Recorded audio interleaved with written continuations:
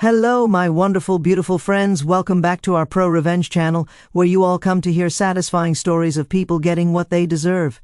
In this episode, you're going to hear 5 tales of revenge. The first story features an original poster, or OP, who gets major revenge on his boss over some tools. The second story involves OP and his girlfriend securing satisfying revenge on a property manager. And the third story where OP gets revenge on their parents. My friends, I hope you stay for these stories today. Do yourselves a favor and subscribe for future revenge stories if you enjoy this kind of content. Let's dive in. I'm a painter who worked for about 5 years, essentially running a company for an owner who took a very hands-off approach. He was basically just a name and provided working capital, nothing more. After I received an offer to work for a bigger commercial company, my old boss realized he would have to run his own company since there wasn't anyone else in-house who was qualified. He resorted to acting like a child to try to make me stay, but I didn't.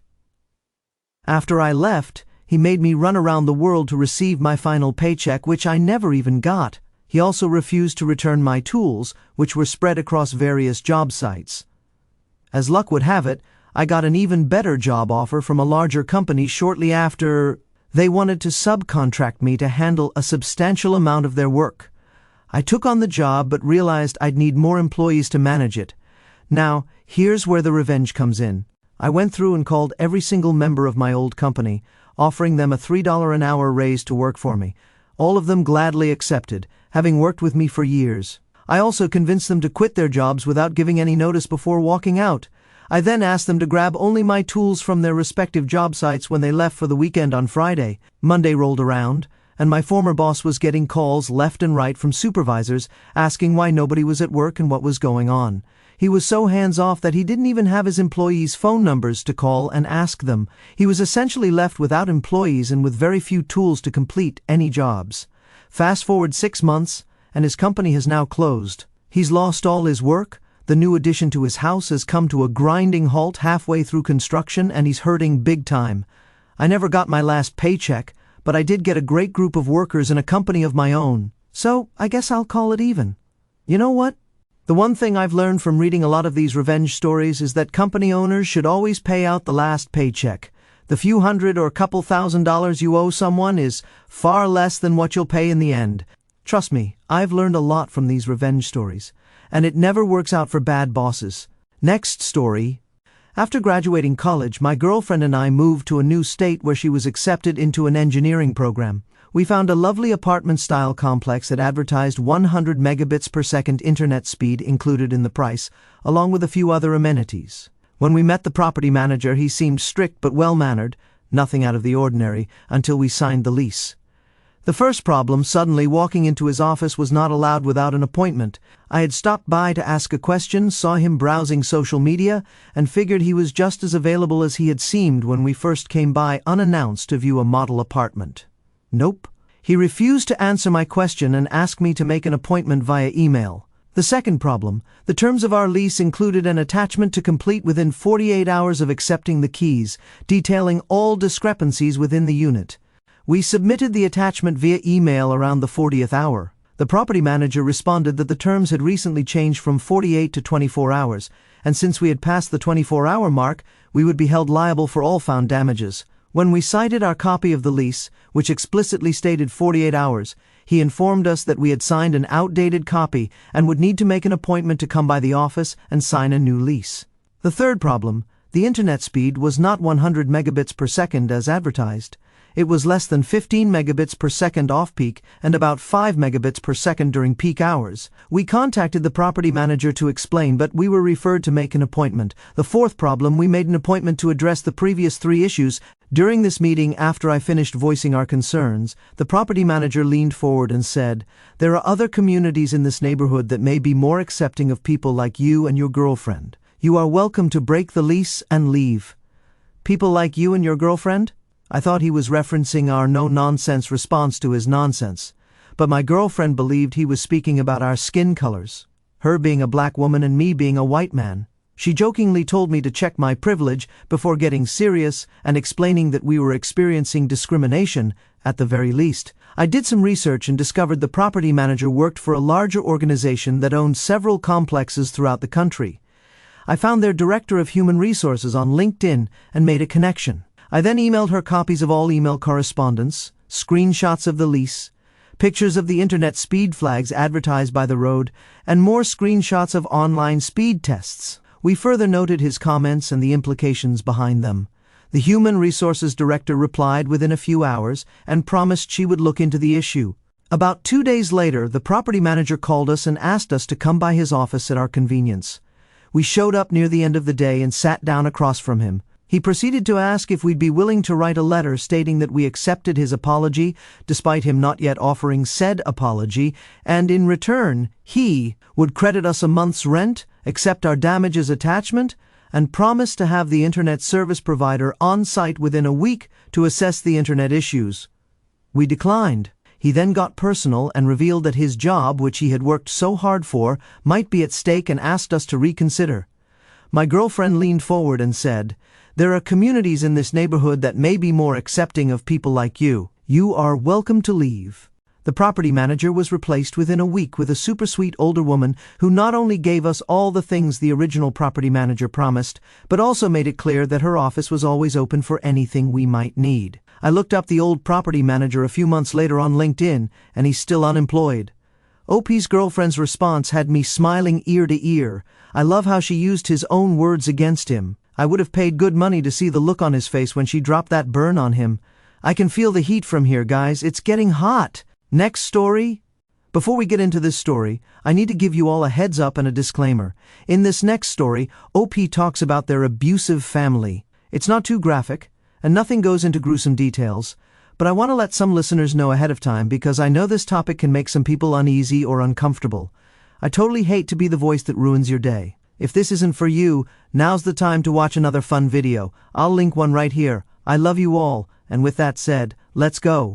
My parents have always had a mutually toxic relationship. Physical fighting, screaming matches, destruction of each other's property, followed by a short-term honeymoon phase. I witnessed it all. It was a cycle. Not only did they do this to each other, but my mother would give us regular beatings, and my father would neglect us, allowing her to hurt us. My siblings and I would see it the worst on weekends. They would have events that lasted days and often argued well into the late hours. My mother would even take us from home out of spite for my father and have us stay with her family members for days, sometimes weeks. This, of course, interrupted school and put us behind other students.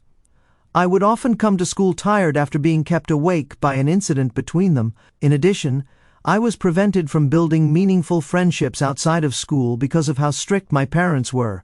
I wasn't even allowed to take part in extracurricular activities because they insisted they were meaningless and would corrupt me.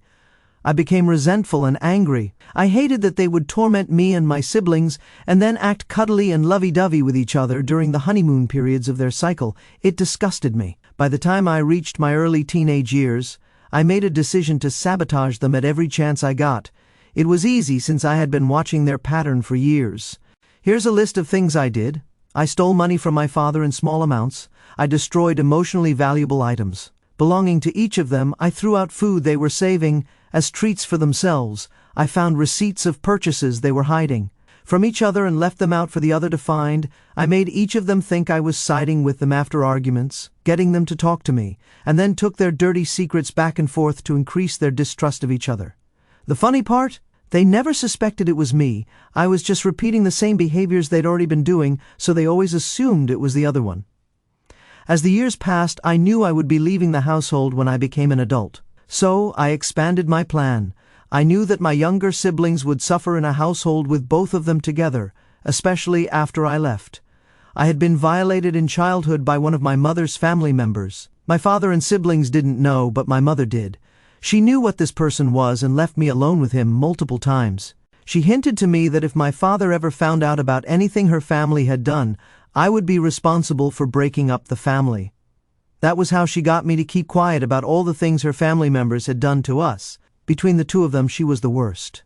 My father was really just neglectful and willfully ignorant of the deep levels of abuse she put us through. He thought his role as a father was to go to work, bring home the money, and relax. I knew it would take something powerful to make him step up. I also knew that if they were exposed to the authorities, there was a chance my siblings would get separated or be forced to live with worse family members whose evil deeds couldn't be proven. I waited until a few months before I was prepared to leave the household, and then I told my father what happened to me. I told him all the secrets my mother had kept from him regarding how her family would abuse us whenever she took us to visit and stay with them. My siblings thankfully never went through what I went through. They were just starved on occasion. I told him I was only telling him this now because I was planning on moving out and needed him to wake up and protect my siblings after I left. I told him there wasn't any hope of saving anything with me, but there was still time for the others to have a good life. He cried, and it had the desired result. The news traveled through the family grapevine pretty quickly. All of their secrets were out. It caused a divide and shook the foundation of everything. People who had married into my mother's family took their kids away quietly. The family's reputation was destroyed in their religious community as well. I got tearful calls from some of them begging me to forgive and forget. Some even accused me of lying or enjoying it and asked me to take it all back. I had successfully set my family on fire. I left on schedule and cut off contact with my mother. I had extremely limited contact with my father, but I talked to my siblings constantly. My father stepped up. He cut my mother's family off and didn't allow them to see my siblings anymore. He divorced my mother a while later, once he had the means to take the youngest siblings away and live alone with them. My mother has extremely limited custody. The older siblings had already moved out by that time. I am now living without any family in another state, getting mental health treatment and living my life the best I can. I still talk to my siblings. They keep me updated on what's going on. My father is really taking care of the youngest ones and helps out the older ones when they need it. They have a far better life than I had because he cares now. We don't talk much about what happened or what I did for them, but we still have a bond, and that's all I want. Pulling together enough courage to have that conversation with my dad and exposing my mother's side of the family, even at the risk of tearing the family apart, has got to be one of the bravest things ever. OP, you are a truly good person, and your siblings are incredibly lucky to have someone like you in their lives looking out for them. Next story. I was working as a civilian with the U.S. military overseas and lived off-base in an apartment complex popular among service members. One morning, I accidentally hit another soldier's vehicle. When I got out, I noticed both of our cars were what you'd call a hoopty. A hoopty is an old beat-up car passed around from one service member to another, typically sold for $1,000 to $2,000. I recognized I was at fault for the accident. It was minor. His rear bumper was slightly dented. I approached the driver, who was already out of his car and in uniform. I apologized and offered to negotiate a cash payment to keep things simple, avoiding the authorities. Honestly, the damage was so minor I expected him to say, "Nah, man, it's all good," but even if he wanted some money, I was ready to pay. I've always believed that for a fender bender you can work out fair terms without involving insurance or police. I offered him $300, but he said that wasn't enough. So I upped it to $500.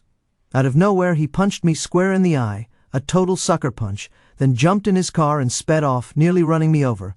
Luckily, I had a black box in my car that recorded everything. I went to the Provost Marshal's office on base, which is like a military police station, reported the accident and assault, and showed them the footage. They used his license plate to track him down. I was asked if I wanted to involve local authorities or press charges off base. I felt the soldier would learn his lesson through the military court, so I said, not at this time. The result? He got 60 days of extra duty, a reduction in rank, and forfeited part of his paycheck. If he'd handled it there, that would have been the end of it. I assumed our ordeal was over. A few days after his punishment was decided, I was shopping at the commissary, a grocery store on base, when the same soldier spotted me and started insulting me. I told him to calm down and learn his lesson. He called me a jerk who didn't know how to take a punch. I reminded him I'd held back from ruining his life, but he said he'd already been punished and I couldn't touch him again. A store employee witnessed the encounter, and I reported it to his commander, providing the employee's details. His commander informed me the soldier had been ordered not to interact with me and promised to take action. He also suggested I involve local authorities since the soldier clearly wasn't learning. So I did. I contacted an attorney who wasn't sure we could successfully sue but required a cash payment to take the case. I was furious and wanted to teach this guy a lesson, so I agreed, even though it wasn't cheap. To keep the story short, we ended up in court off base. The soldier chose to represent himself. We presented our evidence, and the judge granted me a judgment of approximately $50,000 US. When the soldier heard this, he cursed at the judge and claimed the army would cover for him. The judge, unimpressed, increased the judgment to $80,000 and asked if I wanted to press criminal charges. It was clear this guy wasn't learning, so I said yes. My lawyer later advised that if I wanted to see the money, I should pursue an international hold. This would prevent the soldier from leaving the country until he paid the $80,000. He also noted that, per the agreement between the U.S. military and the host country, the military would honor the hold and not protect him by moving him out of the country. By this point, I'd spent thousands on legal fees and wasn't about to get nothing for it, so I went forward with the hold. About a month later, it was granted, and the U.S. military was informed. 2 months after that, the criminal case concluded, and the soldier was sentenced to 90 days in jail. He'd been moved to the barracks on base by his commander. I still remember the day the MPs handed him over to local authorities to serve his 90-day sentence. Oh, and he still owed me $80,000. A year passed without a word. Then one day his commander called, asking me to make a statement about the case. During the statement, I learned the U.S. military was in the process of chaptering the soldier out. The commander also said he was close to paying me to lift the international hold. I had my lawyer make a statement too. A few weeks later, the soldier's ex-wife contacted me. I knew he was married when this started, but apparently she'd divorced him. She said he had the money and needed payment details. I provided them, and a few days later, I received the payment. I confirmed with her that I'd been paid. She asked for a receipt so he could lift the hold and return to the States. I learned he'd maxed out his credit and got help from his family to pay. She also mentioned the army had chaptered him out. That's the last I heard from his side. I bet he regrets not taking the $500 settlement for the fender bender now. Imagine this: I'm so sorry for hitting your car. I can pay you $500 for the damages. No, that's not good enough. What else you got? Well, you can punch me in the face, lose your career, go $80,000 in debt, and face jail time. You know what? I'll take that instead. Next story. Since the post blew up on Reddit, OP returned to address some questions in an edit. Am I worried about him seeking revenge? No. He's back in the States and I'm still overseas. He likely has a criminal record, so he wouldn't get past immigration.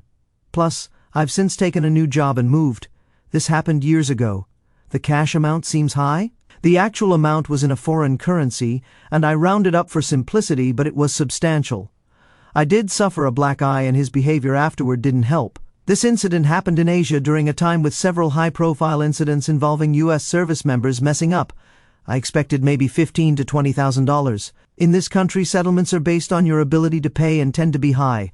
The court likely assumed he, as an American, could afford it. Even my lawyer was shocked by the amount. What country was this? I won't disclose that, but some commenters guessed correctly, and someone familiar with the incident messaged me privately. This blew up more than I intended. It happened in Asia, in a country with a large U.S. troop presence. Why did I go so far? That wasn't my intention. I reported to the military first, thinking it would limit punishment. I was right. He didn't learn. But once local authorities and my lawyer got involved, it escalated beyond what I expected. Why the jail sentence for a simple assault? In this country, foreigners rarely get suspended sentences. A local friend of mine got a 90-day suspended sentence for an assault years ago, but I suspect the judge gave this soldier jail time because he was a foreigner. Now, onto the second story. My wife and I moved to our current city in 2013. The job standards here differ from back home. My wife has an associate's degree, but most employers wanted a bachelor's. Undeterred, she kept applying. One day, an employer she applied to called her back, not to offer a job but to scold her. The manager said it was unprofessional to apply for positions obviously above her and told her, "I'm going to delete your email from our system. Please don't apply anymore, it's a waste of our time. I'll send you a letter since you can't follow directions in my emails." Shocked, my wife asked for the manager's name. The manager replied, "I don't see why it matters, but I'm Ivanka Tulip." My wife thanked her and continued her job hunt. Sure enough, a letter arrived, citing her inability to follow clear directions. My wife took a picture of it because it was so absurd. Eventually, she landed a job at one of the city's biggest employers, which happened to be the main business supplier for the rude employer. My wife is incredibly hardworking and precocious. She earned her bachelor's degree and became a manager over her crew. One of her responsibilities was deciding who to send business to. She told her boss about the letter and argued that a company treating potential hires so poorly shouldn't be trusted with their business. They stopped dealing with that employer, and their business plummeted. My wife only sent them work if they were the last option. This led to the most satisfying meeting my wife had this year. The rude employer arranged a meeting with my wife and her boss to pitch their value during introductions. Ivanka Tulip announced herself as the manager. My wife said, "Excuse me, just to be certain, are you Miss Ivanka Tulip?"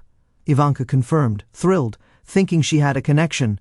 My wife let them pitch, explaining how they could add value to her employer. Then, my wife said, "Thank you, but unfortunately, we can't give business to a company with ethical issues that need addressing." Ivanka, stunned, asked what she meant. My wife pulled out the letter signed by Ivanka, explaining that a business treating potential hires this way couldn't be trusted.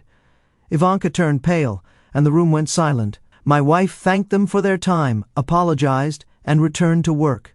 We don't know what happened to Ivanka, but that business has since downsized and gained a reputation as a poor choice for partnerships. Who sends a letter like that to applicants? That manager deserved consequences for such an unprofessional move. Here's my opinion about this story. The painter's revenge story is a masterstroke. I love how you turned the tables on a deadbeat boss by poaching his entire crew and tools, tanking his company. I've seen shady owners dodge paychecks, and your $3 raise gambit was brilliant. No paycheck, but a new company? Worth it. The property manager saga hits home. False advertising and discriminatory vibes are infuriating. I admire your girlfriend's sharp retort, flipping his words back. Reporting to HR with evidence was smart. Getting him replaced with a kind manager feels like justice. I'd have loved seeing his face. The family abuse story is heavy, but your bravery shines. I'd have struggled to confront such toxicity. Exposing your mother's secrets to protect your siblings was heroic. The family fallout and your father stepping up, powerful. I respect your strength in cutting contact and rebuilding. The soldier's assault over a fender bender is wild. I'd have taken the $500 and moved on. Your black box evidence and military court escalation were spot on. An $80,000 judgment and jail time? He learned the hard way. I'm glad you got paid. Ivanka Tulip's arrogance in scolding your wife for applying? Unbelievable. I love how your wife used her new role to cut their business, wielding that letter like a weapon. The stunned silence in that meeting? Priceless. Unprofessional managers deserve such karma. These stories fuel my disdain for entitlement and injustice. I'm inspired by the strategic revenges. From building a company to exposing abusers, you all showed spine. Keep standing up to the Ivankas and deadbeats. And that brings us to the end of our pro-revenge tales. I hope you got your dose of satisfaction today. If you missed the last episode, check out that video if you haven't seen it, and I'll see you in the next one.